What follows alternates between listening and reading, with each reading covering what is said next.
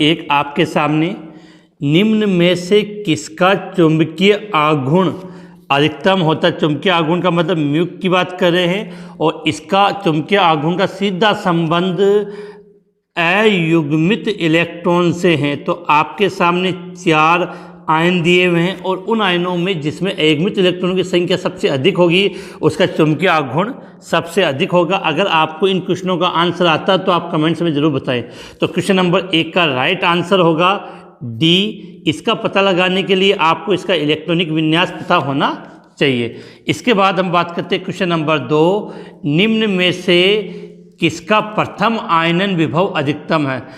अगर हम इन चारों की बात करें तो इन चारों का जब आप इलेक्ट्रॉनिक विन्यास लिखते हो तो आपको आइडिया लग जाएगा किससे पहला इलेक्ट्रॉन निकालने के लिए आपको अधिक ऊर्जा की आवश्यकता होती है।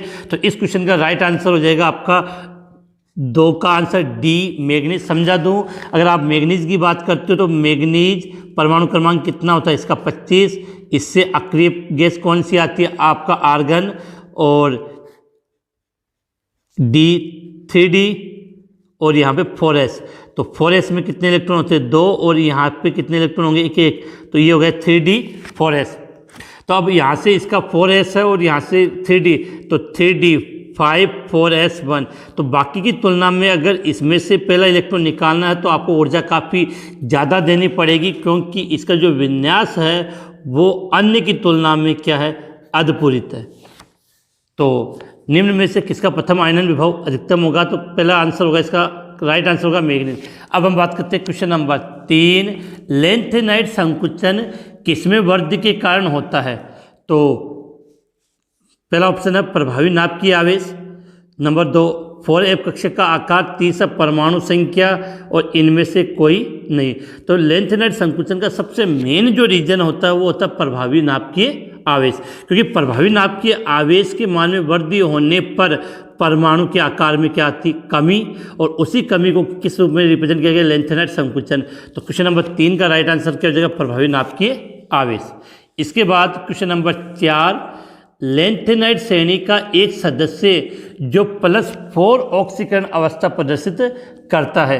आपको बता दूं ये काफ़ी इंपॉर्टेंट क्वेश्चन है। क्वेश्चन नंबर 4, जो लेंथेनाइट श्रेणी के जो सदस्य होते हैं वो नॉर्मली +3 ऑक्सीकरण अवस्था प्रदर्शित करते हैं।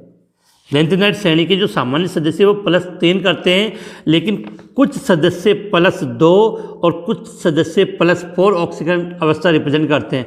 तो +4 कौन कौन रिप्रेजेंट करता है, एक तो आपका यूरोपियम +2 और एक आपका एटीबियम YB2+, ये +2 ऑक्सीकरण अवस्था प्रदर्शित करेंगे। और +4 की बात करें तो एक तो आपका सीरियम 4+ रिप्रेजेंट करता है और एक होता है टर्बियम 4+।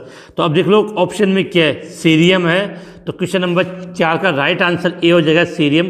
कौन सी ऑक्सीकरण अवस्था +4 ऑक्सीकरण अवस्था प्रदर्शित करता है। इसके बाद क्वेश्चन नंबर 5 थोड़ी स्पीड, इसलिए कि क्वेश्चनों की संख्या काफ़ी अधिक है, सबके बारे में बातें करनी है तो थोड़ी सी स्पीड अपने को रखनी पड़ेगी। तो उच्चतम ऑक्सीकरण अवस्था +7 किसके द्वारा प्रदर्शित होती है। तो इन सभी में आपको पता है इसका राइट आंसर क्या होगा, डी मैग्नीज। जो 3D श्रेणी या हम बोल दें प्रथम संक्रमण श्रेणी, तो बिल्कुल माइंड में क्लिक कर लेना।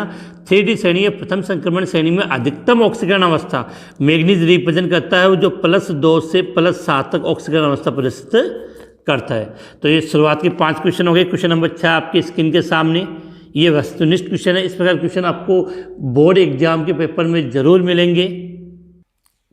क्वेश्चन नंबर 6 आपकी स्क्रीन पे, निम्न में से कौन सा तत्व केवल एक ही ऑक्सीकरण अवस्था प्रदर्शित करता। तो इसके लिए आपको याद रखना था कि 3D श्रेणी में 2 तत्व हैं, एक तो स्कैंडियम जो केवल +3 ऑक्सीकरण अवस्था प्रदर्शित करता है और एक है जिंक वो +2 ऑक्सीकरण अवस्था प्रदर्शित करता है। तो ऑप्शन में चलते तो यहाँ पर आपका मैग्नीज है, तो राइट आंसर क्या हो गया जिंक, सॉरी राइट आंसर इसका क्या होगा जिंक होगा। कि निम्न में से कौन सा तत्व एक ही प्रकार की ऑक्सीकरण अवस्था प्रदर्शित करता है, तो राइट आंसर याद करना जिंक। अगर स्केडियम होता तो वो भी राइट आंसर हो सकता था, क्योंकि हमें पता है कि जो डी ब्लॉक के तत्व होते हैं वो क्या रिप्रेजेंट करते हैं, परिवर्तनशील ऑक्सीकरण अवस्था प्रदर्शित करते हैं। इसके बाद क्वेश्चन नंबर 7, कौन से युग्म कि धातुओं का आकार लगभग समान होता है। तो हमने इस क्वेश्चन का आंसर देंगे तो हमने हल्के से करेंगे, हमने पढ़ा था लेंथेनाइड संकुचन, और लेंथेनाइड संकुचन में हमने पढ़ा था कि लेंथेनाइड संकुचन के कारण 4D और 5D के तत्वों का आकार अपने ही वर्ग में समान होता है। तो देख लो 4D और 5D में कौन है, तो स्कैंडियम आता है 4D में और मरकरी आता है 5D में, और कौन से वर्ग में आते हैं, 12वें वर्ग में। तो इन दोनों का आकार बिल्कुल सेम होगा, बाकी और तत्व इन वर्ग से नहीं है। तो कौन से युग्म का आकार लगभग समान है, तो ध्यान रखना 4D और 5D और एक ही वर्ग में होनी चाहिए तो उनका आकार लगभग समान होता है। तो राइट आंसर क्वेश्चन नंबर 7 का राइट आंसर क्या हो जाएगा, ए। अगला अम्लीय ऑक्साइड है। नेक्स्ट क्वेश्चन आपके सामने अम्लीय ऑक्साइड है, ये तो काफ़ी इजी क्वेश्चन है, इसका आंसर आप देंगे कमेंट्स में जल्दी से। इस क्वेश्चन का आंसर देना, तो अम्लीय ऑक्साइड का मतलब सीधी सी बात है कि जिसका ऑक्सीकरण अंक जितना अधिक होगा वो उतना अधिक अम्लीय होगा। तो Mn O में मैग्नीज का ऑक्सीकरण अंक +2, Mn2O3 में मैग्नीज का ऑक्सीकरण अंक +3, MnO2 में मैग्नीज का ऑक्सीकरण अंक +4 और Mn2O7 में मैग्नीज का ऑक्सीकरण अंक +7 होता है। तो सबसे अधिक ऑक्सीकरण अवस्था इसमें है, तो सबसे अधिक अम्लीय कौन सा होगा, Mn2O7। इसके बाद हम बात करते हैं क्वेश्चन नंबर 9,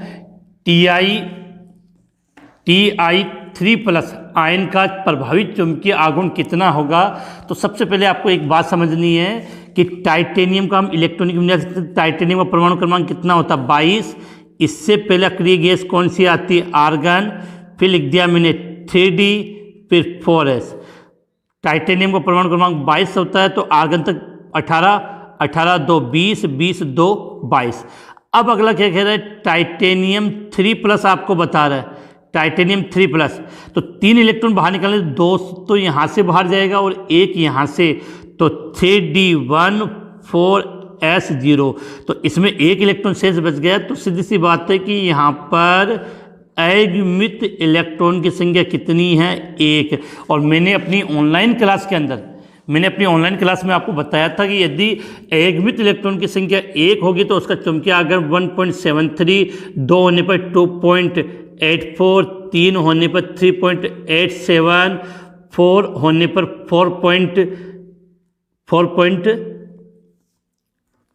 4.90 और 5 होने पर 5.92 होता चुंबकीय आघूर्ण बोर मैग्नेट। तो क्वेश्चन नंबर 9 का राइट आंसर क्या हो जाएगा, बी। इसके बाद लेंथेनाइड श्रेणी का वह तत्व जो रेडियो एक्टिव है। तो रेडियो एक्टिव की अगर हम बात करें तो सीधी सी बात है कि एक चीज़ समझ लेना, समझा दो कि एक्टिनोइड जो श्रेणी होती है, एक्टिनोइड श्रेणी के तो सभी तत्व क्या होते हैं, आपके रेडियो एक्टिव होते हैं। लेकिन लेंथेनाइड श्रेणी में केवल एक ही तत्व है जो होता है प्रोमेथियम। तो प्रोमेथियम का प्रतीक क्या होता है, PM। तो क्वेश्चन नंबर 10 का राइट आंसर क्या हो जाएगा, डी। आप सभी को बता दूं कि वीडियो के डिस्क्रिप्शन में इस चैप्टर के कंप्लीट वीडियो अवेलेबल है, उनमें से आपको 1 शॉट वीडियो मिल जाएंगे। एग्जाम काफ़ी पास में, तो आप इन 1 शॉट वीडियो को देखकर अपने चैप्टर पर अच्छी पकड़ बना ली, जिससे आपके बोर्ड एग्जाम में अच्छे नंबर आ सकें। तो क्वेश्चन नंबर 1 से लेकर 10 तक मैंने आपको हल करवा दिए। ये क्वेश्चन क्या थे, वस्तुनिष्ठ क्वेश्चन होते हैं। इसके अलावा आपको बता दूं कि जो रिक्त स्थानों की पूर्ति करे उनको भी हम वस्तुनिष्ठ क्वेश्चनों में ही काउंट करते हैं। क्वेश्चन नंबर 11 आपके सामने, KMnO7 में मैग्नीज का चुंबकीय आघूर्ण ज्ञात करना है। तो इस क्वेश्चन को इस प्रकार से समझना है कि सबसे पहले हमें KMnO4 में मैग्नीज का ऑक्सीकरण अंक निकालना है। तो इस कंपाउंड में मैग्नीज का ऑक्सीकरण अंक होता है कितना, +7, और +7 होने का मतलब मैग्नीज +7, और मैग्नीज जब +7 होता है तो इसका इलेक्ट्रॉनिक विन्यास होगा आर्गन 3D0 4s0, अर्थात इसके पास एक भी अयुग्मित इलेक्ट्रॉन नहीं होता। और हमें पता है अगर अयुग्मित इलेक्ट्रॉन 0 होगा तो म्यू का मान कितना होगा, 0। तो KMnO4 में मैग्नीज का चुंबकीय आघूर्ण का मान, तो आंसर लिखोगे सर इसका चुंबकीय आघूर्ण का मान म्यू बराबर कितना होता है, 0 होता है। अगला नेक्स्ट क्वेश्चन, जर्कोनियम तथा हैफनियम की परमाणु त्रिज्या समान होती है, कारण बताओ। तो सीधी सी बात है कि अगर आप 4D श्रेणी लिखोगे तो पहले आपका आएगा इट्रियम, फिर जर्कोनियम आगे आएगा। 5D श्रेणी की बात करें तो लेंथेनम आता है और हैफनियम आता है। हमें पता है कि जो लेंथेनाइट संकुचन है वो यहाँ से लागू होता है, तो लेंथेनाइट संकुचन के कारण 4D और 5D के तत्वों का आकार क्या होता है, लगभग समान होता है। तो सीधा सा इसका आंसर है अति लघुरात्मक क्वेश्चन है, तो एक शब्द में आंसर देना है, तो लिखोगे जर्कोनियम और हैफनियम की परमाणु त्रिज्या एक समान होती है क्योंकि लेंथेनॉइड संकुचन पाया जाता है या लेंथेनाइट संकुचन के कारण इनका आकार लगभग समान होता है। क्वेश्चन नंबर 12 हो चुका है। क्वेश्चन नंबर 13 आपकी स्क्रीन पे आपके सामने। अगला क्वेश्चन है Ti4+, यहाँ लिखा है टाइटेनियम 4+ आयन रंगहीन होता है क्यों। तो देखो ज़्यादा के क्वेश्चनों के आंसर है वो सीधे इनके इलेक्ट्रॉनिक विन्यास पर है। यदि हमें इनका इलेक्ट्रॉनिक विन्यास नहीं आएगा तो हम इन क्वेश्चनों को इजीली हल नहीं कर पाएंगे। तो मैं यहाँ लिख रहा हूँ Ti4+ आयन रंगहीन होता है। तो देखो सीधी सी बात है कि टाइटेनियम का इलेक्ट्रॉनिक विन्यास लिखो तो टाइटेनियम का परमाणु क्रमांक कितना होता है, 22। इससे पहले अक्रिय गैस आएगी आर्गन 3D4S, तो 18 2 20 20 2 22। अब टाइटेनियम 4+ का मतलब हो गया कि 2 इलेक्ट्रॉन यहाँ से बाहर गए और 2 इलेक्ट्रॉन यहाँ से बाहर गए। इसका मतलब आर्गन 3D0 4S0, अर्थात इसके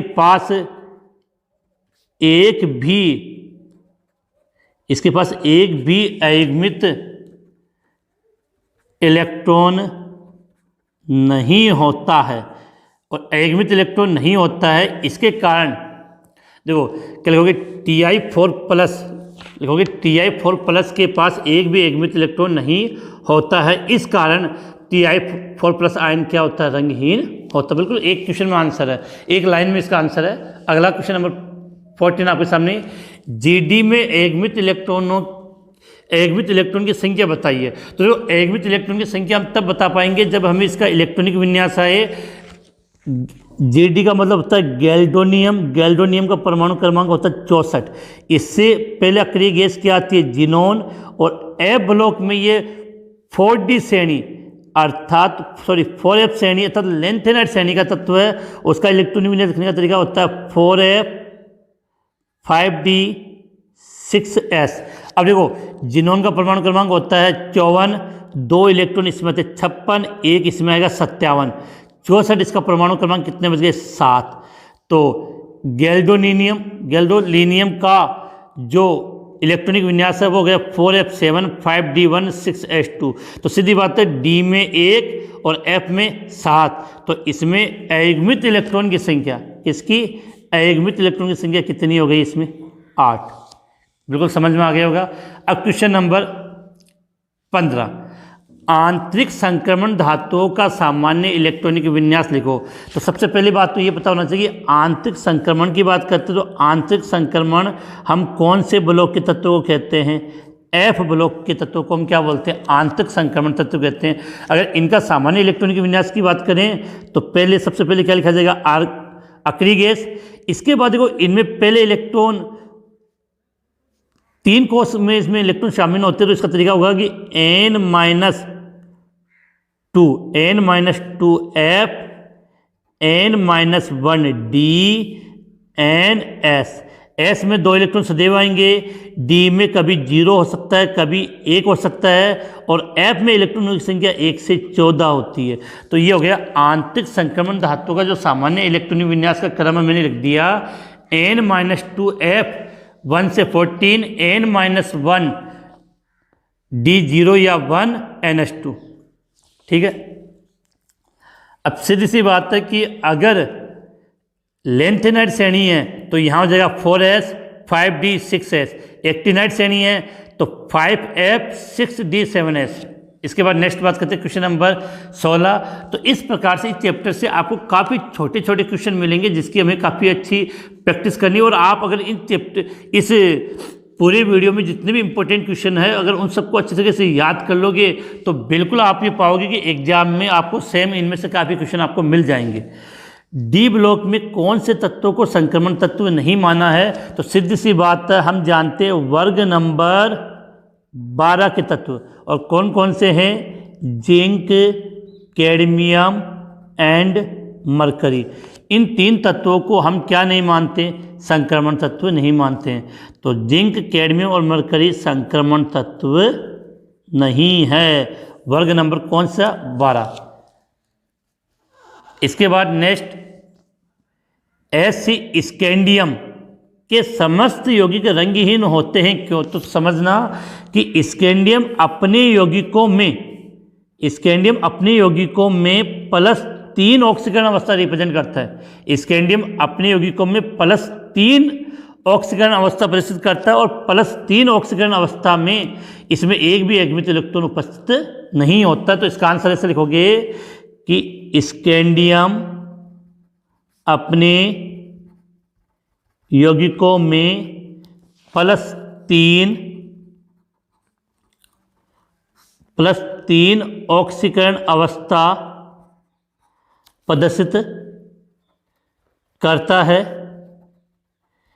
जिसके कारण इसके पास एक भी अयुग्मित इलेक्ट्रॉन नहीं होता है, जिसके फलस्वरूप स्कैंडियम के समस्त यौगिक क्या होते हैं? रंगहीन होते हैं। इसके बाद क्वेश्चन नंबर आपका 18, पहले कॉपर लिखा है फिर क्रोमियम। कॉपर और क्रोमियम का इलेक्ट्रॉनिक विन्यास लिखा, काफ़ी इंपॉर्टेंट क्वेश्चन है और काफ़ी बार बोर्ड एग्जाम में ये क्वेश्चन पूछा गया है। तो पहले हम क्रोमियम का लिख लेते हैं। क्रोमियम का इलेक्ट्रॉनिक विन्यास क्या होगा? क्रोमियम, इससे पहले आखिरी गैस आर्गन, फिर 3D4S। अब सबको याद हो गया होगा कि मैंने अपनी ऑनलाइन क्लास में इन दोनों के इलेक्ट्रॉनिक विन्यास पे विशेष फोकस किया था। तो इस पे S में 1 और D में 5। क्रोमियम का परमाणु क्रमांक 24। फिर हम बात करते हैं कॉपर। कॉपर का परमाणु क्रमांक कितना होता है? 29। इससे पहले आखिरी गैस आएगी आर्गन, 3D10 4S1। तो ये दोनों इलेक्ट्रॉनिक विन्यास मैंने लिख दिए, आप इसको एग्जैक्टली अच्छे से याद कर लेना, काफ़ी इंपॉर्टेंट है। इसके बाद क्वेश्चन नंबर 19, वनस्पति तेल से वनस्पति घी बनाने में कौन सी धातु उत्प्रेरक का प्रयोग करते हैं? तो बहुत ही अच्छा क्वेश्चन, और एक शब्द में इसका आंसर है तो वो हो जाएगा निकल। Na परमाणु क्रमांक कितना होता है? अगर पता है तो कमेंट्स में ज़रूर बता दीजिए। और आपको इन क्वेश्चनों का स्टैंडर्ड कैसा लगा है, वीडियो के लास्ट में कमेंट्स में ज़रूर बताएं। इसके बाद क्वेश्चन नंबर 20, परा यूरेनियम तत्व किसे कहते हैं? तो आप सभी जानते होंगे कि परमाणु क्रमांक कितना? 92। यूरेनियम क्रमांक कितना? 92। तो यूरेनियम के बाद मतलब 92, यूरेनियम के बाद आने वाले सभी तत्व परा या पेरा या ट्रांस यूरेनियम तत्व कहलाते हैं। जैसे आपका आंसर नेप्टूनियम, प्लूटोनियम, अमरेशियम, क्यूरियम, ये सब इसके एग्जाम्पल लगे। पेरा यूरेनियम को हम ट्रांस यूरेनियम भी कहते हैं। क्या? ट्रांस यूरेनियम तत्व। तो याद कर लेना, परमाणु क्रमांक 22 यूरेनियम के बाद परमाणु क्रमांक 92 92 यूरेनियम के बाद आने वाले सभी तत्व क्या कहलाएंगे? पेरा यूरेनियम या ट्रांस यूरेनियम। तो ये आपके मैंने वस्तुनिष्ठ और अत्यलघुरात्मक क्वेश्चन करवा दिए हैं। इसके बाद हम नेक्स्ट क्वेश्चन की तरफ आगे चलते हैं। क्वेश्चन नंबर, अब बात करेंगे लघुरात्मक क्वेश्चन। तो ना इस चैप्टर से लघुरात्मक प्रश्नों की संख्या 2 आएगी, और एक क्वेश्चन 1.5 नंबर का उत्तर कुल कितने नंबर हो गए? 3। क्वेश्चन नंबर 1 आपकी स्क्रीन के सामने, वर्ग 12 के तत्व, वर्ग 12 के तत्व कौन कौन से? जिंक, कैडमियम, मरकरी और UUB को संक्रमण तत्व नहीं माना जाता है। क्यों? जो संक्रमण तत्व का मतलब होता है जिनका डी कक्षक क्या हो? अपूर्ण भरा हो, या जिसको आप क्या बोलते हो? आंशिक भरा हो,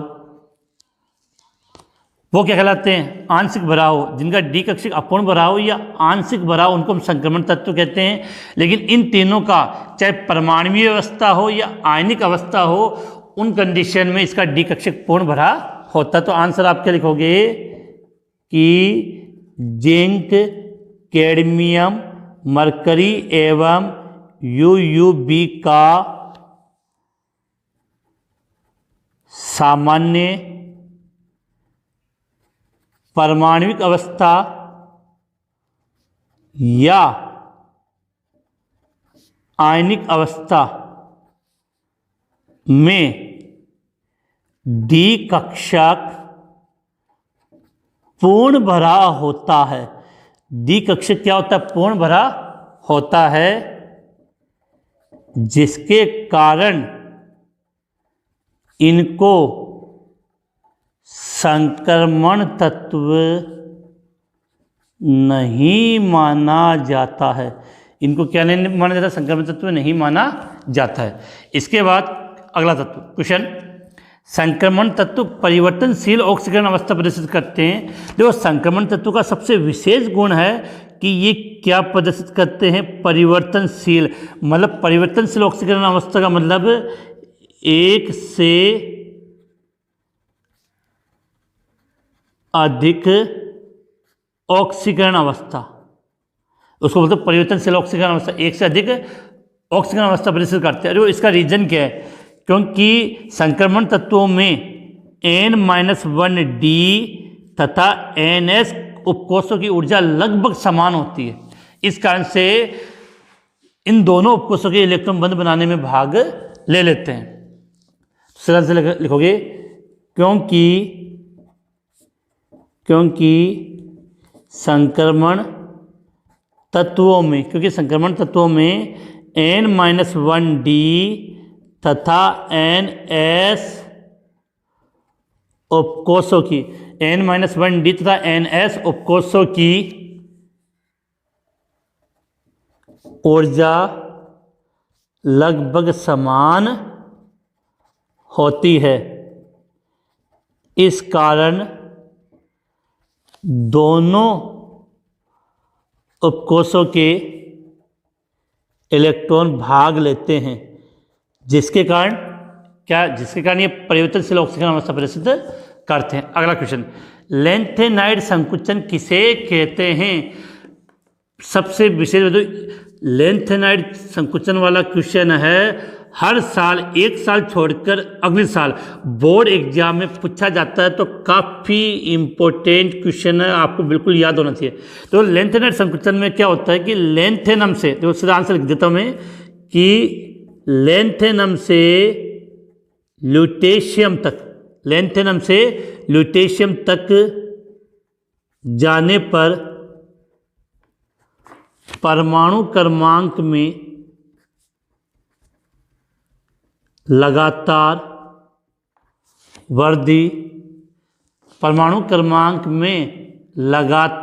वृद्धि होती है,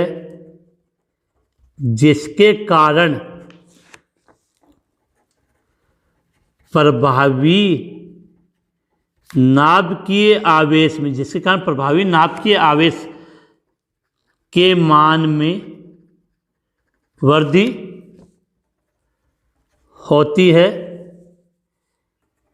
जिसके फलस्वरूप लेंथेनम से ल्यूटेशियम तक जाने पर परमाणु आकार में क्रमिक मतलब लगातार कमी आती है। इस कमी को लेंथेनॉइड संकुचन कहते हैं। ध्यान रखना, यहाँ पर प्रभावी नाभिकीय आवेश का मान ज़्यादा होता है और आपका जो परिरक्षण प्रभाव होता है उसका मान बहुत कम या नगण्य होता है। तो क्वेश्चन का आंसर आपके सामने बिल्कुल अच्छे से आ गया है। इसको स्क्रीनशॉट ले लेना, इसको अच्छे तरीके से नोट कर लेना कि बोर्ड एग्जाम में आने की काफ़ी संभावना। अगला क्वेश्चन है, लेंथेनाइड और एक्टिनाइड श्रेणी में 4 अंतर लिखें। तो काफ़ी अच्छा क्वेश्चन और बोर्ड एग्जाम में पूछा जा सकता है। तो देखो, लेंथेनाइड श्रेणी का मतलब कौन सी श्रेणी होती है? 4D श्रेणी, आप चाहे तो नाम लिख सकते हो। और एक्टिनाइड श्रेणी का मतलब 5D श्रेणी। शॉर्ट में मैं इसका आंसर लिख रहा हूँ। जो चाहे लेंथेनाइड हो या एक्टिनाइड श्रेणी हो, इन दोनों की जो सामान्य जो ऑक्सीकरण अवस्था होती है +3 होती है। लेंथेनाइड और एक्टिनाइड श्रेणी की सामान्य ऑक्सीकरण अवस्था कितनी होती है? +3। लेकिन लेंथेनाइड श्रेणी, तो ये लिखेंगे कि यह श्रेणी +3 के अलावा +2 तथा +4 ऑक्सीकरण अवस्था प्रदर्शित करता है। और 5D श्रेणी की बात करें तो ये श्रेणी +3 के अलावा +2, +4, +5, +6, +7 ऑक्सीकरण अवस्था भी प्रदर्शित करता है। इसके बाद ये पहला अंतर हो गया। कितने अंतर की बात कर रहे हैं? 4 अंतर। दूसरा, लेंथेनाइड श्रेणी में केवल एक प्रोमेथियम होता है जो रेडियो एक्टिव तत्व होता है, और एक्टिनाइड श्रेणी के सभी तत्व रेडियो एक्टिव तत्व होते हैं। तो यहाँ लिख सकते हैं कि इस श्रेणी के सभी तत्व क्या होते हैं? रेडियो एक्टिव तत्व होते हैं। और इस श्रेणी में केवल PM मतलब प्रोमेथियम रेडियो एक्टिव तत्व होता है। प्रोमेथियम रेडियो एक्टिव तत्व होता है। इसके अलावा जो लेंथेनाइड श्रेणी है, 4D श्रेणी है, वो ऑक्सो धनायन नहीं बनाते हैं। और जबकि आपकी ये श्रेणी कौन सी? एक्टिनाइड श्रेणी है, 5D श्रेणी, ऑक्सो धनायन बनाते हैं। इसके अलावा देखो, एक्टिनाइड श्रेणी की संकुल यौगिक बनाने की प्रवृत्ति ज़्यादा होती है और लेंथेनाइड श्रेणी की संकुल यौगिक बनाने की प्रवृत्ति कम होती है। तो लिख दो कि इनकी संकुल यौगिक बनाने की प्रवृत्ति कम होती है और इनके संकुल यौगिक बनाने की प्रवृत्ति अधिक होती है। तो काफ़ी अच्छा क्वेश्चन है, बोर्ड एग्जाम में पूछा जा सकता है। इसके बाद नेक्स्ट क्वेश्चन की तरफ आगे चलते हैं। क्वेश्चन नंबर 5 आपके सामने है। तो Cr2+ और Mn3+ दोनों का विन्यास D4 होता है। Cr2+ और Mn3+ दोनों का विन्यास D4 होता है, परंतु Cr2+ अपचायक होता है और Mn3+ ऑक्सीकारक होता है। क्यों? देखो, हम इनके इलेक्ट्रॉनिक विन्यास को लिखकर फिर समझने की कोशिश करते हैं कि पहले मैंने लिखा यहाँ क्रोमियम, ठीक है। क्रोमियम का परमाणु क्रमांक होता है 24, आर्गन 1 2 3 4 5। अब देखो, क्रोमियम का नॉर्मल होगा कि 5 इलेक्ट्रॉन इसमें होंगे और 1 इलेक्ट्रॉन इसमें होंगे, 3D4S। लेकिन क्रोमियम 2+ है तो इसका मतलब इसका इलेक्ट्रॉनिक विन्यास ये आएगा, ठीक है। क्रोमियम 2+ का बना दिया। अब बात करते हैं हम manganese, argon 3D4S। 3D4S manganese का परमाणु क्रमांक होता है 25। अगर Mn3+ है तो इसमें भी कितने होंगे? D में केवल 4 इलेक्ट्रॉन। तो देखोगे तो समझ में आएगा कि दोनों कंडीशन में D के अंदर कितने इलेक्ट्रॉन है? 4। लेकिन होता क्या है कि अपचायक का मतलब याद रखना ऑक्सीकरण। अपचायक का मतलब ऑक्सीकरण अर्थात इलेक्ट्रॉन का त्याग।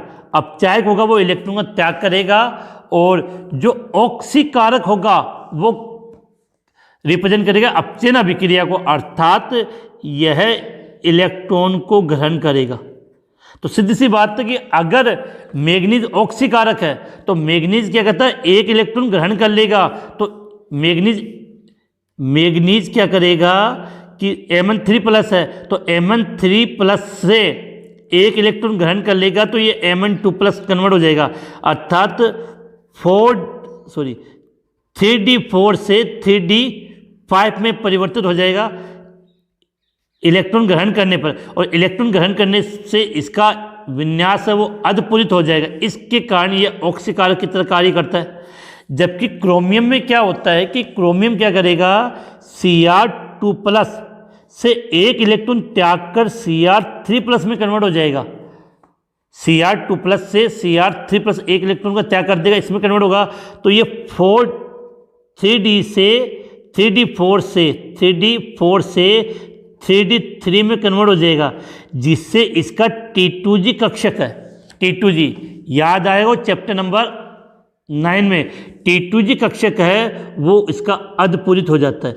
इस कारण से ये एक इलेक्ट्रॉन का त्याग कर देता है और ये एक इलेक्ट्रॉन को ग्रहण। तो ये त्याग करने के कारण ये अपचायक के रूप में कार्य करेगा और ये ऑक्सीकारक के रूप में कार्य करता है।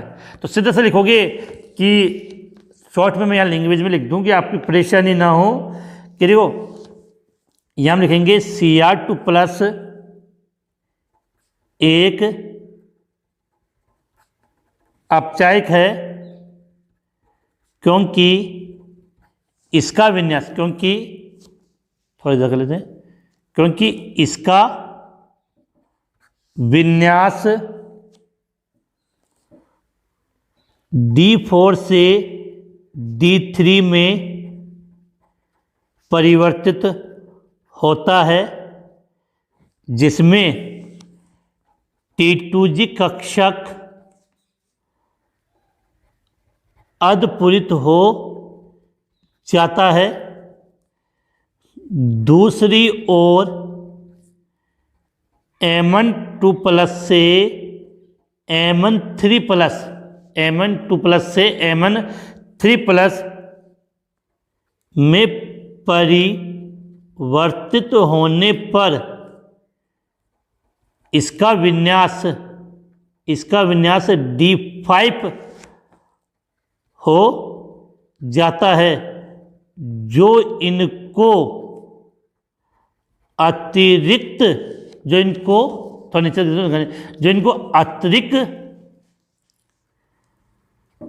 स्थायित्व प्रदान करते हैं। स्क्रीनशॉट ले लें, क्वेश्चन काफ़ी अच्छा है, इस प्रकार से आपके एग्जाम में पूछा जा सकता है। इसके बाद हम नेक्स्ट क्वेश्चन की तरफ चलते हैं। नेक्स्ट क्वेश्चन आपके सामने कि MnO और Mn2O3 को अम्लता के घटते क्रम में लिखना है। देखो पहले तो हम अम्लता के इस क्रम को समझते हैं कि जिसका ऑक्सीकरण अंक अधिक होगा उसकी अम्लता अधिक होगी। तो देखो MnO2 में मैग्नीज का ऑक्सीकरण अंक +4, MnO में मैग्नीज का ऑक्सीकरण अंक +2, ये लिख दूं मैं यहाँ पे Mn2O3 है, इसमें मैग्नीज का ऑक्सीकरण अंक +3। तो अम्लता के घटते हुए क्रम में लिखना है। घटते हुए का मतलब जिसका सबसे कम है वो सबसे लास्ट में आएगा। तो इसका घटता हुआ क्रम क्या हो जाएगा, MnO2, Mn2O3, MnO, ये घटता हुआ क्रम हो गया। इसमें मैग्नीज का ऑक्सीकरण अंक +4, +3, +2। सीधी बात है कि ऑक्सीकरण अंक जितना अधिक होगा वो उतना अधिक अम्लीय होगा। Na2+ आयन का चुंबकीय आघूर्ण ज्ञात करना है। आपको बता दूं कि चुंबकीय आघूर्ण का क्वेश्चन बोर्ड एग्जाम में पूछा जा चुका है। जो पहले सिंपल सा तरीका समझते हैं कि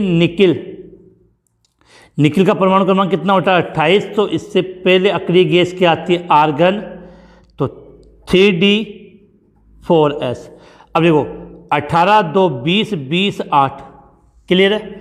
तो अब वो Na2+ का मतलब इसमें से कितने इलेक्ट्रॉन बाहर निकल गए, 2 इलेक्ट्रॉन बाहर निकल गए। तो D में 8 इलेक्ट्रॉन बच गए। अब जो D के इलेक्ट्रॉनों का कंडीशन क्या थी, 8 इलेक्ट्रॉन, तो 1, 2, 3, 4, 5, 6, 7, 8। इसका मतलब इसके पास एकमित इलेक्ट्रॉन Na2+ की कंडीशन में कितने एकमित इलेक्ट्रॉन है, इसके पास 2 एकमित इलेक्ट्रॉन है। तो n का मान कितना गया, 2। अब चुंबकीय आघूर्ण ज्ञात करने का फॉर्मूला क्या, आंसर क्या लिखोगे, म्यू बराबर अंडरूट n+2। तो म्यू बराबर अंडरूट 2+2। तो दो में 2 जोड़े 4, 4 को 2 से गुणा करेंगे 8। तो अंडरूट 8 को जब आप हल करोगे तो इसका मान लगभग 2.84 के करीब आएगा और इसका मात्रक होता है बोर मैग्नेट्रॉन। काफ़ी बच्चों को इनको हल करने में परेशानी आती है, तो मैंने इनका एक डायरेक्ट मान है वो अपनी ऑनलाइन क्लास में लिखाया, जिससे आप इनको इजीली याद कर सकते हो। इसके बाद अब हम बात करें नेक्स्ट क्वेश्चन की तरफ आगे बढ़ते हैं। परमाणु क्रमांक 26 वाले एक तत्व एम के द्विधनात्मक आयन के लिए प्रचक्रण मात्र चुंबकीय आघूर्ण की गणना कीजिए। देखो सबसे पहले समझो कि परमाणु क्रमांक 26 पे कौन आता है, आयरन आता है, और क्या ये द्विधनात्मक +2, तो इसमें जो Fe है वो किस रूप में, Fe2+। तो हमें Fe2+ का चुंबकीय आघूर्ण ज्ञात करना है। तो देखो Fe का इलेक्ट्रॉन लिख लेते हैं, आर्गन 1 2 3 4 5 और ये D 3D4S। तो परमाणु क्रमांक 26, तो 18 2 20 21 22 23 24 25 26 हो गए। अब आपको क्या पूछा है, Fe2+। तो Fe2+ का मतलब यहाँ से ये 2 इलेक्ट्रॉन क्या हो गए, बाहर चले गए। तो एकमित इलेक्ट्रॉन कितने में से, इसके पास 1 2 3 4। तो n का मान यहाँ कितना आ गया, 4। तो लिख दो म्यू बराबर अंडरूट n+2। म्यू बराबर अंडरूट 4 + 2। तो 4 में 2 जोड़े 6, 6 को 4 से गुना किया 24। तो म्यू बराबर अंडरूट 24 हो गए। और इसको हल करोगे तो मैंने एक डायरेक्ट तरीका बता रहा था, इसका लगभग मान आ गया 4.90 बोर मैग्नेट्रॉन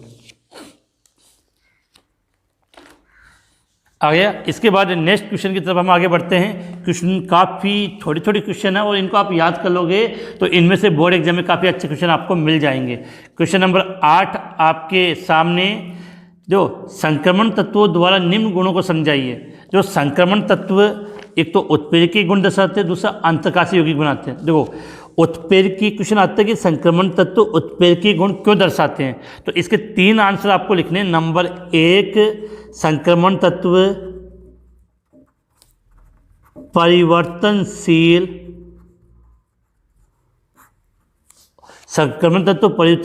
ऑक्सीकरण अवस्था प्रदर्शित करते हैं। नंबर 2, इनके पास एकमित इलेक्ट्रॉन उपस्थित होते हैं। नंबर 3, रिक्त द्विकक्षक होते हैं। तो इन 3 कारणों के कारण शॉर्ट में लिखा मैंने कि संक्रमण तत्व परिवर्तनशील ऑक्सीकरण अवस्था प्रदर्शित करते हैं। संक्रमण तत्वों के पास एकमित इलेक्ट्रॉन होते हैं और संक्रमण तत्वों के पास रिक्त कक्षक होते हैं। इन तीनों गुणों के कारण संक्रमण तत्व किसकी तरह व्यवहार करते हैं, उत्प्रेरकी गुण दर्शाते हैं।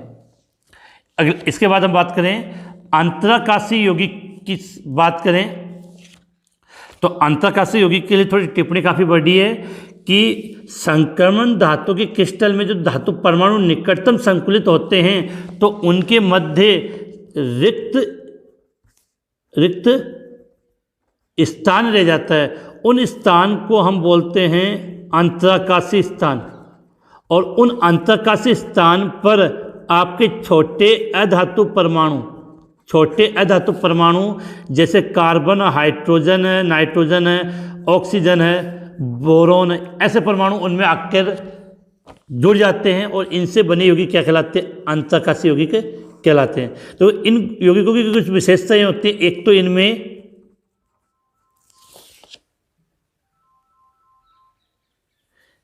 तो इनमें आघात बदनीय गुण व तन्य गुण कम होते हैं, लेकिन ढंगना ये कठोर एवं मजबूत होते हैं और ये विद्युत के सुचालक भी होते हैं। तो इस क्वेश्चन का आंसर अगर आपको डिटेल से समझना है तो मैंने आपके स्क्रीन पर मेरे नोट्स का एक स्क्रीनशॉट लगा दिए, वहाँ से आप इसका स्क्रीनशॉट ले लें और इसको ईजिली समझ लें। तो उम्मीद है आप स्क्रीनशॉट लेकर इसको अच्छे तरह से नोट कर लेना, याद कर लेना कि एग्जाम में आ सकता है। इसके बाद हम चलते हैं नेक्स्ट क्वेश्चन की तरफ। क्वेश्चन नंबर 9 आपके स्क्रीन के सामने। क्वेश्चन नंबर 9, प्रथम संक्रमण श्रेणी के धातुओं में संकुल यौगिक बनाने की प्रवृत्ति पाई जाती है, क्यों? तो इसके 3 पॉइंट आपको बना के लिखने हैं।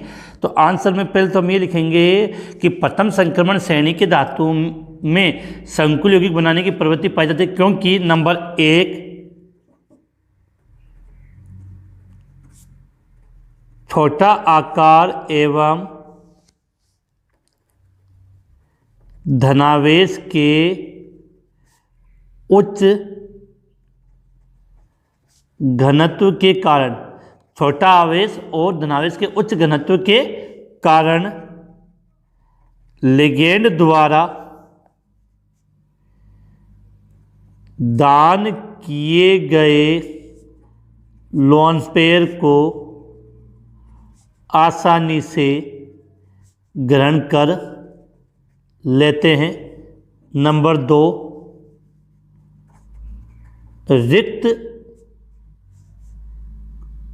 रिक्त द्विकक्षक उपस्थित होते हैं। और नंबर 3, परिवर्तनशील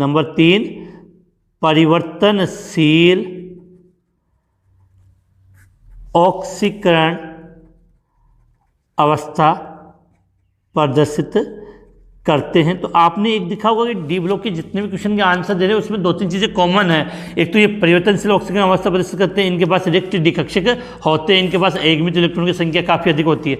अगला क्वेश्चन आपके सामने कि निम्न आयन की संरचना बनाओ। तो एक तो दिया आपको क्रोमेट आयन, एक दिया है आपको परमैंगनेट आयन। देखो क्रोमेट आयन का फॉर्मूला होता है क्रोमेट आयन का फॉर्मूला होता है आपका Cr।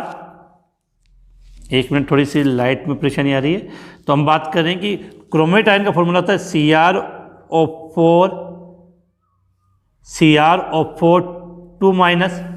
क्रोमेट आयन का फॉर्मूला होता है CrO4 2 माइनस। और मैग्नेट जो आपका आयन है उसका फॉर्मूला होता है MnO4 माइनस। इसमें मैग्नीज का ऑक्सीकरण अंक +7 होता है और इसमें क्रोमियम का ऑक्सीकरण अंक +6 होता है। तो अगर इसकी संरचना बनाना चाहो तो आप इस प्रकार से बना सकते हो Cr, एक ऑक्सीजन, दूसरा ऑक्सीजन, तीसरा ऑक्सीजन, चौथा ऑक्सीजन, और इस पूरे पे कितना -2। तो स्ट्रक्चर कैसी होती है? ये किसकी स्ट्रक्चर होगी? क्रोमेट आयन की। अगर मैग्नेट आयन की स्ट्रक्चर बनाना चाहे तो Mn, कितने ऑक्सीजन? 3 है, तो 1 2 3 और 4। दोनों की मैंने अलग तरीके से बनाई है, बिल्कुल इजी है। ये किसकी स्ट्रक्चर होगी? परमैंगनेट आयन की, और वो होगी मैग्नेट आयन की। इनकी स्ट्रक्चर होती है वो कैसी होती है? चतुष्फलकीय। संरचना कैसे होती है इनकी? चतुष्फलकीय होती है। इसके बाद नेक्स्ट क्वेश्चन की बात करते हैं कि क्वेश्चन नंबर 11, सिल्वर परमाणु की मूल अवस्था में पूर्ण पूरित द्विकक्षक होते हैं, फिर भी एक संक्रमण तत्व है, क्यों? देखो हमने ये पढ़ा था कि संक्रमण तत्व होते हैं वो जिनका द्विकक्षक क्या हो? आंशिक भरा हो। लेकिन इनका तो द्विकक्षक क्या पूर्ण भरा है, फिर भी ये क्या संक्रमण तत्व है? रीजन ये कि ये अपनी मूल अवस्था में इसका जो द्विकक्षक है D10 होता है, लेकिन इसकी आयनिक अवस्था में इसका जो द्विकक्षक है उसमें 9 इलेक्ट्रॉन होते हैं। कितने इलेक्ट्रॉन होते हैं? 9। इस कारण से ये एक संक्रमण तत्व है। इस क्वेश्चन का आंसर आप कैसे लिखोगे तो वो आपकी स्क्रीन पे मैंने रिप्रेजेंट कर दिया है। इसका आप स्क्रीनशॉट ले लेना जिससे आप इसको इजीली नोट कर सको, क्योंकि थोड़ा सा क्वेश्चन काफ़ी है, फटाफट जल्दी से हो जाए।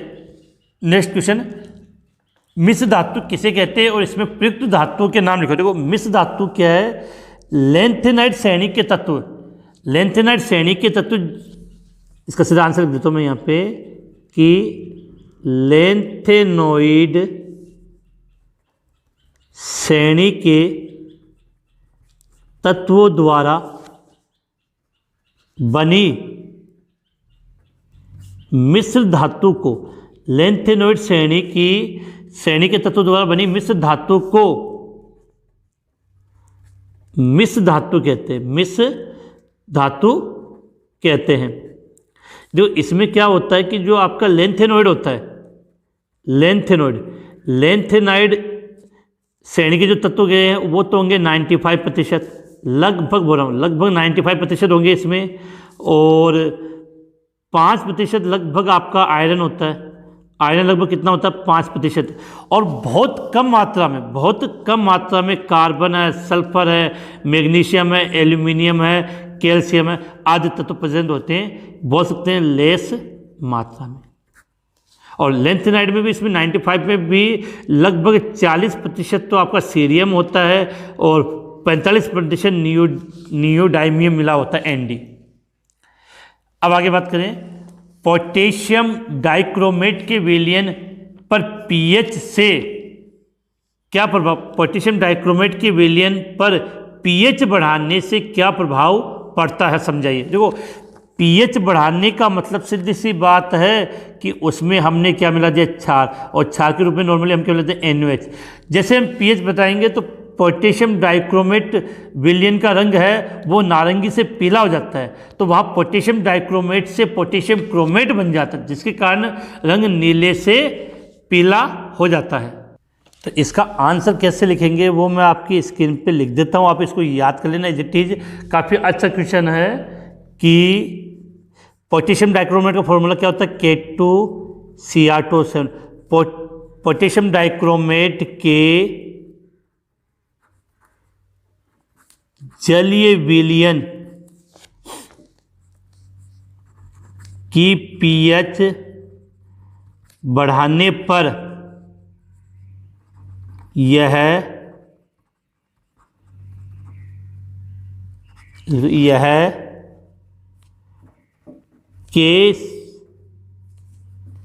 K2Cr4 पोटेशियम क्रोमेट में परिवर्तित हो जाता है, जिसके कारण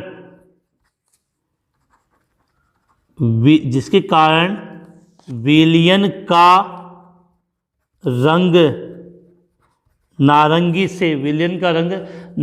से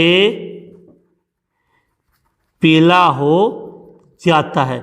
समझना आपको है कि जो पोटेशियम डाइक्रोमेट होता है वो कैसे रंग का होता है, नारंगी रंग का, और पोटेशियम क्रोमेट होता है वो पीले रंग का होता है। देखो इक्वेशन कैसे होगी, लिख लेते हैं यहाँ पे, K2Cr2O7, इसमें क्या मिला, क्षार के रूप में हमने क्या मिला, KOH, तो बन जाएगा क्या, K2Cr4, ये बन जाता है।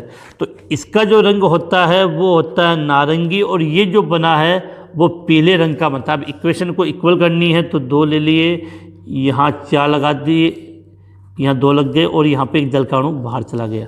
तो ये मैंने इसकी इक्वेशन लिख दी कि पोटेशियम डाइक्रोमेट में जैसे हम क्षार मिलाएंगे तो उसका रंग नारंगी से पीला हो जाएगा, और जस्ट उल्टा अगर अम्ल मिला देंगे तो पीले से नारंगी में परिवर्तित हो जाता है। तो क्वेश्चन नंबर 13 की तरफ आगे बढ़ते हैं। इसके बाद नेक्स्ट क्वेश्चन की तरफ बात करते हैं। क्वेश्चन नंबर 13, Ce4+ का उत्कर्ष गैस विन्यास होने के बाद भी ये प्रबल ऑक्सीकारक क्यों है। तो देखो आपको एक बात समझने की, जो सीरियम है वो कौन सी श्रेणी का तत्व होता है, वो होता है आपके लेंथेनॉइड श्रेणी, और लेंथेनॉइड श्रेणी की सबसे मुख्य ऑक्सीकरण अवस्था क्या होती है, +3। इस कारण से सीरियम 4+ जिसका जो इलेक्ट्रॉनिक विन्यास है उसमें आपका जीनोन पहले आ जाएगा, फिर 4F0 5D0 6S0 होता है। लेकिन लेंथेनॉइड श्रेणी की मुख्य ऑक्सीकरण अवस्था +3 होने के कारण ये +4 से सीरियम +3 में परिवर्तित हो जाता है, अर्थात एक इलेक्ट्रॉन को ग्रहण करेगा, और इलेक्ट्रॉन ग्रहण करने के कारण किसकी तरह कार्य करेगा, ऑक्सीकारक के रूप में कार्य करता है। तो इसका आंसर हम कैसे लिखेंगे वो आपकी स्क्रीन के सामने है, आप उसका स्क्रीनशॉट ले लोगे तो इजीली समझ पाओगे। थोड़ी सी स्पीड बढ़ाते हैं, फटाफट क्वेश्चन हो जाए। इसके बाद नेक्स्ट क्वेश्चन की तरफ हम आगे बढ़ते हैं कि Cr2+ व Fe2+ में कौन प्रबल अपचायक है, क्यों। तो सीधी सी बात है कि दोनों के इलेक्ट्रॉनिक विन्यास पे चले जाओ, Cr2+ और Fe2+ में कौन प्रबल अपचायक होगा? तो देखो Cr का इलेक्ट्रॉनिक विन्यास आप लिखो Cr, तो क्रोमियम का इलेक्ट्रॉनिक विन्यास होता है 3d4s, इसमें 1 और इसमें 5। जब 2+ करेगा तो एक इलेक्ट्रॉन यहाँ से बाहर चला गया, तो इसमें इलेक्ट्रॉन कितने हो गए? 4। तो Cr2+ में इसमें हो गए 3d में कितने इलेक्ट्रॉन? 4। अब आ जाओ आप Fe2+। Fe2+ में क्या होता है? इलेक्ट्रॉनिक विन्यास 3d6 4s2 होता है। तो Fe2+ है तो 2 इलेक्ट्रॉन बाहर चल गए, तो इसमें d में कितने हो गए? 6। अब देखो आपको ये शब्द बनना है कि अपचायक का मतलब आपको सीधी सी बात याद रखनी है कि वहाँ अभिक्रिया कौन सी होगी? ऑक्सीकरण। और ऑक्सीकरण का मतलब इलेक्ट्रॉन का त्याग। अब सीधी सी बात है कि अगर Cr2+ से एक इलेक्ट्रॉन त्याग करे तो Cr3+ बनेगा, अर्थात 3d4 से किस में कन्वर्ट हो जाएगा? 3d3 में। और इसमें देखो Fe2+ से अगर Fe3+ में परिवर्तित हो तो 3d6 से 3d5 बनेगी। अब इन दोनों कंडीशन में देख लो कि ज़्यादा कंडीशन किसकी बनने की संभावना है? इसकी है। तो इसका मतलब Cr2+ और Fe2+ में कौन प्रबल अपचायक होगा? तो आपका राइट आंसर हो जाएगा Fe2+। इसके बाद तो इसका आंसर कैसे लिखोगे वो आपकी स्क्रीन पर है, वहाँ से आप इसका स्क्रीनशॉट ले लें और इजीली इसका नोट कर सकें। इसके बाद हम बात कर रहे हैं नेक्स्ट क्वेश्चन। स्पष्ट कीजिए कि Cu2+ आयन जलीय विलयन में स्थायी नहीं, प्रश्न क्या है? स्पष्ट कीजिए कि Cu+ आयन जलीय विलयन में स्थायी नहीं। इसका रीजन क्या है कि जो Cu+ है वो जलीय विलयन में Cu2+ और Cu में कन्वर्ट हो जाता है, 2 ले लिए। तो इसमें तो इसका ऑक्सीकरण अंक +1 है, लेकिन यहाँ +2 और ये 0 में परिवर्तित हो जाता है। जब एक ही तत्व अलग अलग ऑक्सीकरण अवस्था प्रदर्शित करता है तो उसको हम बोलते हैं असमानुपातन अभिक्रिया। क्या कहते हैं? असमानुपातन अभिक्रिया। और इसका आप आंसर इस प्रकार से लिखोगे कि जलीय विलयन में Cu+ असमानुपातन अभिक्रिया प्रदर्शित करता है, और फिर ये रिएक्शन लिख दोगे। इसका आंसर भी आप कैसे लोगे वो आपकी स्क्रीन के सामने है, थोड़ा सा जल्दी हो जाए। इसके बाद अब हम नेक्स्ट क्वेश्चन की तरफ आगे बढ़ते हैं कि लैंथेनाइड श्रेणी में +2 और +4 ऑक्सीकरण अवस्था प्रदर्शित करने वाले दो तत्वों के नाम बताओ। तो ये मैंने इसके बारे में बता दिया था कि पहले बात तो क्लियर होनी चाहिए कि लैंथेनाइड श्रेणी कौन सी ऑक्सीकरण अवस्था प्रदर्शित करते हैं? +3। अब +4 और +2 की बात करें तो +4 में एक तो सीरियम Cu4+, और एक आपका टर्बियम 4+। इसके बाद इसमें +2 की बात करें तो यूरोपियम +2 और एक आपका एटिबियम +2 प्रदर्शित करता है। इसी कारण से ये बात अपने को याद रखनी है कि ये अच्छे किसकी तरह व्यवहार करते हैं? ऑक्सी कारक की तरह, और ये अच्छे अपचायक की तरह व्यवहार करते हैं। इसके बाद नेक्स्ट क्वेश्चन आपके सामने कि संक्रमण तत्वों की उच्चतम ऑक्सीकरण अवस्था ऑक्साइड और फ्लोराइड में ही प्रदर्शित होती है। क्योंकि देखो सीधी बात है कि संक्रमण धातु की उच्चतम ऑक्सीकरण अवस्था होने पर उस पर क्या धनावेश की मात्रा क्या हो जाएगी? ज़्यादा हो जाएगी। तो धनावेश को बराबर करने के लिए ऋणावेश अधिक चाहिए। तो जिसमें ऑक्साइड और फ्लोराइड होते हैं, तो एक तो ये क्या होते हैं? ऑक्साइड और फ्लोराइड ये अधिक विद्युत ऋणी तत्व होते हैं। दूसरा, इनका आकार क्या होता है? छोटा होता है, जिसके कारण संक्रमण तत्व अपनी उच्चतम ऑक्सीकरण अवस्था में ऑक्साइड और फ्लोराइड प्रदर्शित करते हैं। आप इसका आंसर कैसे लिखोगे? तो इसका आंसर मैंने आपकी स्क्रीन पे दे दिया है। वीडियो काफ़ी लंबा हो गया तो थोड़ी सी स्पीड पकड़ लेते जिससे फटाफट हो जाए, तो स्क्रीनशॉट आप ले लेना। इसके बाद नेक्स्ट क्वेश्चन नंबर 17 की तरफ हम आगे चलते हैं। नेक्स्ट क्वेश्चन 17 आपके सामने, Cr और Cu की द्वितीयक आयनन एंथैल्पी का मान अपेक्षाकृत उच्च होता है। तो सीधा सा बात है कि इसका रीजन क्या है कि क्रोमियम में एक इलेक्ट्रॉन निकल जाने पर D में कितने इलेक्ट्रॉन बचेंगे? 5। तो सीधा सा इसका आंसर हो जाएगा अर्धपूरित विन्यास के कारण, और इसकी द्वितीयक आयनन एंथैल्पी Cu, अगर एक इलेक्ट्रॉन बाहर निकाल दोगे तो इसमें हो जाएगा 3d10, तो ये हो जाएगा पूर्ण पूरित विन्यास के कारण।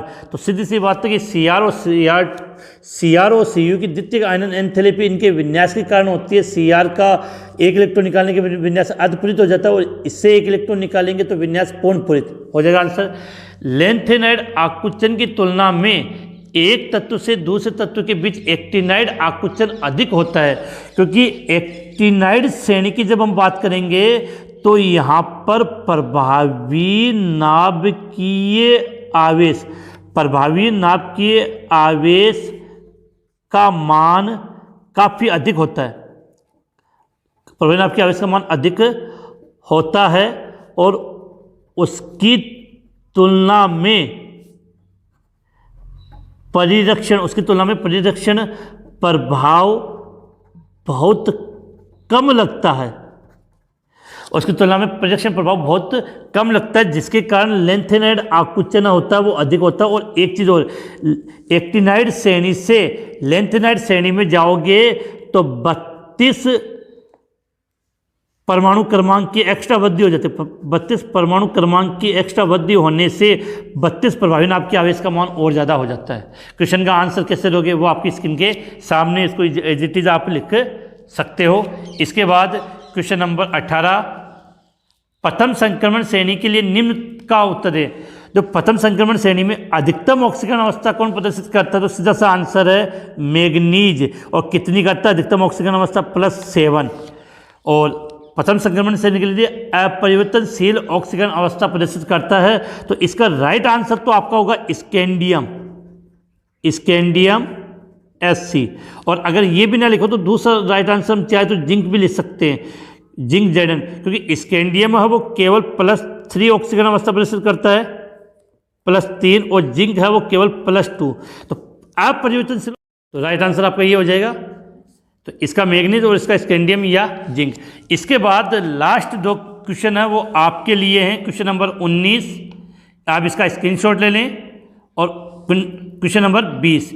इन दोनों क्वेश्चनों को सदैव की तरह लास्ट 2 क्वेश्चन आपके लिए होते हैं, जिससे मुझे ये आइडिया लगता है कितने स्टूडेंट हैं जो इस महत्वपूर्ण क्वेश्चनों को हल करके इनका क्वेश्चन मुझे लास्ट मेरे व्हाट्सएप नंबर पे 9079242041 पर सेंड करते हैं। दोनों क्वेश्चन आपकी स्क्रीन पे आ चुके हैं, आपने स्क्रीनशॉट ले लिया होगा। इनको हल करके मेरे व्हाट्सएप नंबर पर सेंड कर दे, जिससे मुझे लग जाएगा इतने क्वेश्चन मैंने हल करवाए तो 2 क्वेश्चन आपने भी हल किए होंगे। मैं इनको फटाफट रिपीट कर दूँ। क्वेश्चन नंबर 19, क्रोमियम, मोलिब्डेनम और टंगस्टन के गलनांक अपनी श्रेणी में उच्चतम क्यों होते हैं और निम्न की संरचना बनाई डाइक्रोमेट और मैग्नेटाइन। और क्वेश्चन नंबर 20 काफ़ी इंपॉर्टेंट क्वेश्चन है, थोड़ा अलग है। आयरन क्रोमाइड X से पोटेशियम डाइक्रोमेट बनाने की विधि का वर्णन कीजिए। ये क्वेश्चन कैसे लगे इनको कमेंट्स में ज़रूर बताएं। वीडियो को लाइक शेयर करना ना भूलें। मिलते हैं इसके बाद next chapter number 6। Chapter number 6 के आपके ऑनलाइन क्लास के वीडियो जल्द ही मिल जाएंगे 1 या 2 दिन में, और इसी के साथ उसके इंपॉर्टेंट क्वेश्चनों का वीडियो भी जल्द अपलोड कर दिया जाएगा। और इसी के साथ ये आज की क्लास यहीं समाप्त होती है। जय हिंद, जय भारत।